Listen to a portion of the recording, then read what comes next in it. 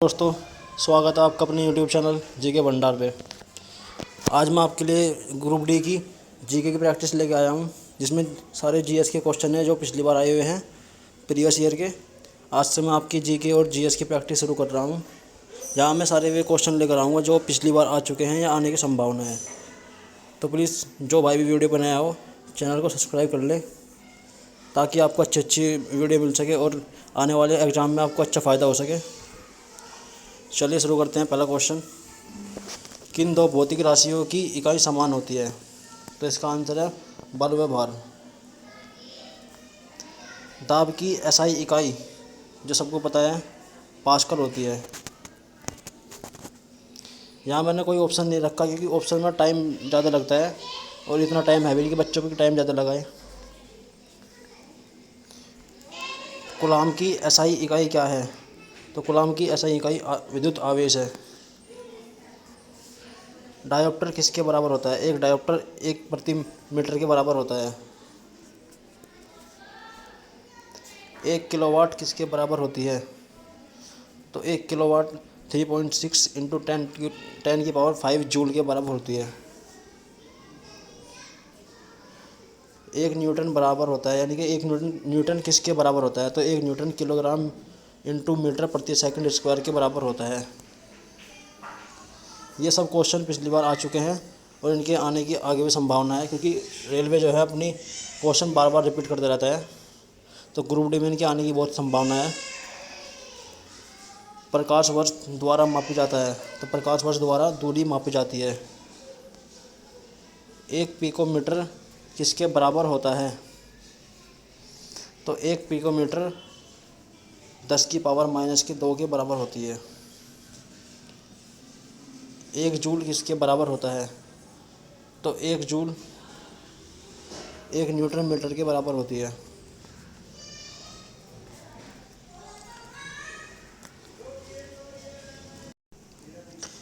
एक शाफ्ट की आवर्तन गति को निर्धारित करने के लिए किसका इस्तेमाल किया जाता है? तो शाफ्ट की आवर्तन गति को निर्धारित करने के लिए टैकोमीटर का उपयोग किया जाता है। सूर्य को देखने के लिए किसका इस्तेमाल किया जाता है? सूर्य को देखने के लिए हेलियोस्कोप का इस्तेमाल किया जाता है। सर्किट में बिजली के प्रवाह को पता लगाने के लिए किसका इस्तेमाल किया जाता है? तो सर्किट में बिजली के प्रवाह का इस्तेमाल पता लगाने के लिए गैल्वेनोमीटर का प्रयोग किया जाता है। पानी के अंदर की वस्तुओं का पता लगाने के लिए किसका इस्तेमाल किया जाता है? पानी के अंदर की वस्तुओं का पता लगाने के लिए सोनार का उपयोग किया जाता है। तो पानी के अंदर की वस्तुओं का पता लगाने के लिए सोनार का उपयोग किया जाता है। सोनार एक तरह की जो है एक रेडिएशन है जो छोड़ी जाती है, वो वस्तु पर टकराकर वापस आती है। बल कैसी राशि है? बल एक सदिश राशि है।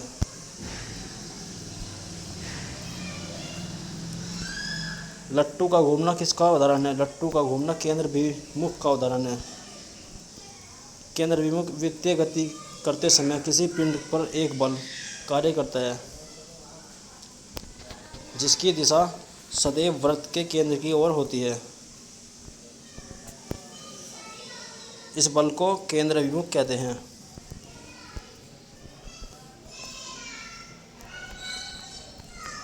किस रंग की तरंग दैर्घ्य सबसे कम होती है? तो यहाँ पर बैंगनी रंग की तरंग दैर्घ्य सबसे कम होती है।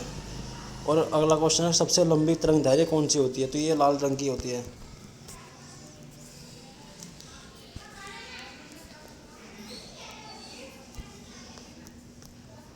ये जो है किसी माध्यम में किसी तरंग किसी कण के द्वारा पूरा कंपन किए जाने पर तरंग जितनी दूरी तय करती है उसे तरंग दैर्घ्य कहते हैं।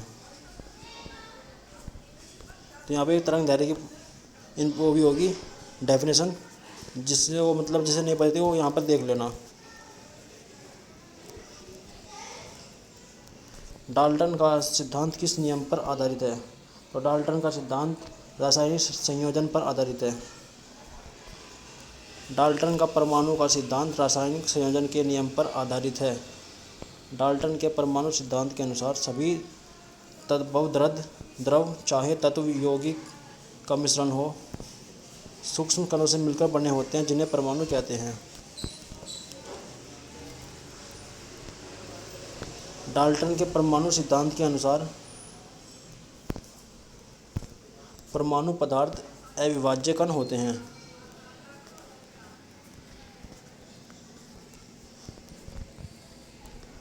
परमाणु रासायनिक रूप से जुड़कर बन जाते हैं। ये क्वेश्चन बहुत इंपॉर्टेंट है। जो परमाणु रासायनिक रूप से जुड़कर क्या बनता है, तो परमाणु रासायनिक रूप से जुड़कर एक अणु बनता है।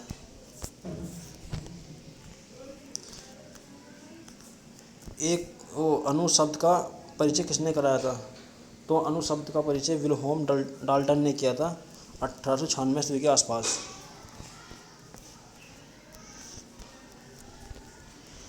CO2 में कार्बन की कितनी % मात्रा होती है, तो CO2 में कार्बन की 27.3% मात्रा होती है। सोडियम कार्बोनेट का आणविक द्रव्यमान होता है, तो सोडियम कार्बोनेट का आणविक द्रव्यमान 106 होता है। रासायनिक प्रतीक का पहला अक्षर हमेशा लिखा जाता है, तो ये जो जितने भी रासायनिक प्रतीक होते हैं, ये मेंडलीव की आवर्त सारणी में जितने भी होते हैं, सबका पहला अक्षर बड़े अक्षर में लिखा जाता है।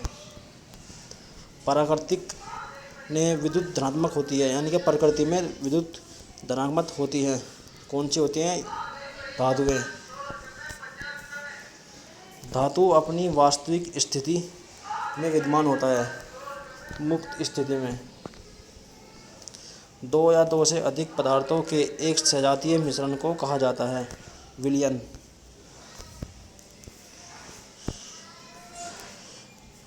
तो भाई प्लीज़, अगर आपको वीडियो अच्छी लगे तो चैनल को सब्सक्राइब कर लियो और वीडियो को लाइक कर दियो। चलिए शुरू करते हैं अगला क्वेश्चन।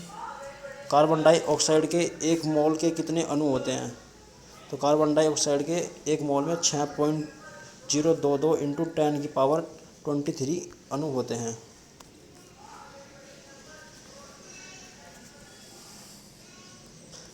किसी पदार्थ के 1 मोल में मौजूद परमाणु या अणुओं की आयनों की संख्या क्या होती है, इसे क्या कहते हैं, यानी कि किसी पदार्थ के 1 मोल में मौजूद परमाणु या अणुओं की संख्या को अवागाड्रो संख्या कहते हैं। 90 ग्राम पानी में मौजूद मोल की संख्या, तो 90 ग्राम पानी में मौजूद मोल की संख्या 5 होती है। ये कुछ क्वेश्चन है बायोलॉजी के, जैसे कि आर्कनोलॉजी किस बीमारी के उपचार से जुड़ा है, तो ये आर्कनोलॉजी कैंसर की बीमारी से जुड़ा हुआ है। कवक विज्ञान एक कुकुरमुत्ता अध्ययन है। पशुओं में पाई जाने वाली कोशिका होती है, पशुओं में पाई जाने वाली कोशिका लाइसोसोम होती है।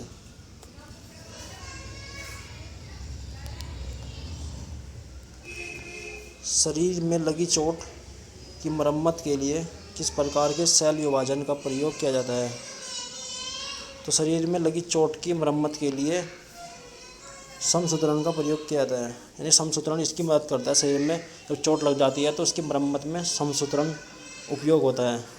समसूत्रण के द्वारा ही चोट को सही किया जाता है। पौधों में कोशिका भित्ति का निर्माण जटिल कार्बोहाइड्रेट को क्या कहा जाता है, तो इसे सेल्यूलोज कहा जाता है। तो भाइयों, अगर क्वेश्चन अच्छे लगे हों तो प्लीज़ वीडियो को लाइक कर दियो और चैनल को सब्सक्राइब कर लियो। ये जितने भी क्वेश्चन हैं सभी के सभी पिछली बार आ चुके हैं। अब से पहले एग्ज़ाम में, रेलवे के एग्ज़ाम में और भी अदर एग्ज़ाम में आ चुके हैं, जिनकी आने की आगे भी संभावना है। और मैं रोज़ एक ऐसी वीडियो बनाऊंगा जिसमें पुराने क्वेश्चन जितने भी अब तक आए हैं या आने की संभावना है, सब सारे क्वेश्चन लेकर आऊँगा रोज़ एक, जब तक कि एग्ज़ाम नहीं होता। तो प्लीज़ चैनल को सब्सक्राइब कर लियो। थैंक यू भाइयों।